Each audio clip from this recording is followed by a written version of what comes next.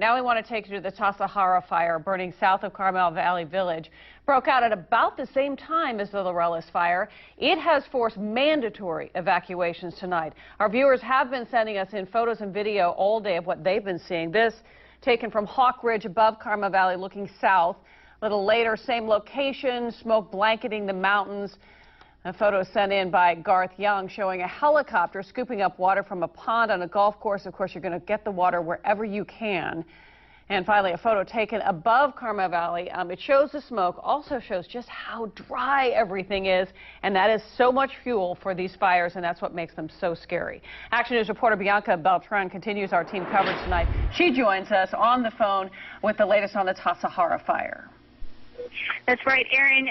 Unlike the Laurel's fire over at Tassajara, the fire is just growing. Earlier this afternoon, it was at about 300 acres. Now it's 4 times that size, 1,200 acres the fire has spread.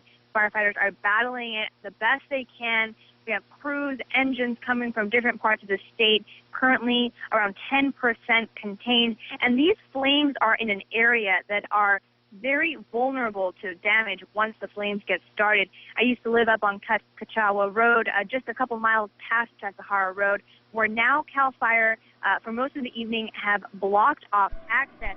If you've ever been up to that area, you know that it's a windy one-lane road, and with both of those entry points closed off, there's really no way to get in or out.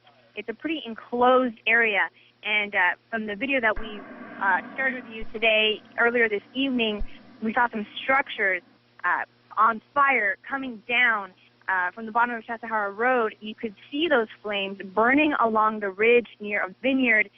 In hours after the fire started, those buildings were becoming engulfed in flames.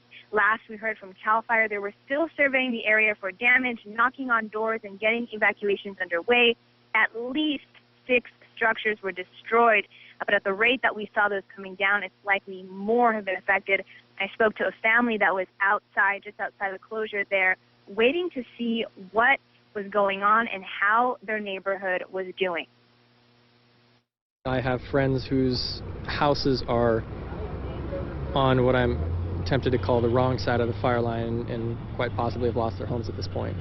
I'm waiting to see what happens, just to be close to my home and the people that I love.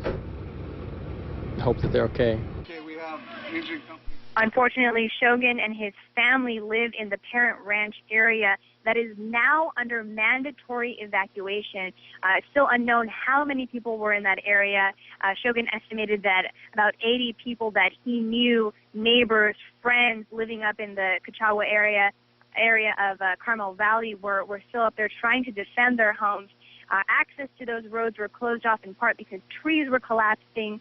The road was obstructed by downed power lines, which PG&E went up there to help deal with. But the battle is still going on as that fire keeps increasing. Aaron? A battle that will likely go on for days at this point. A very worrisome fire up in the Kachawa, Tassajara area. Bianca reporting for us tonight. Thank you.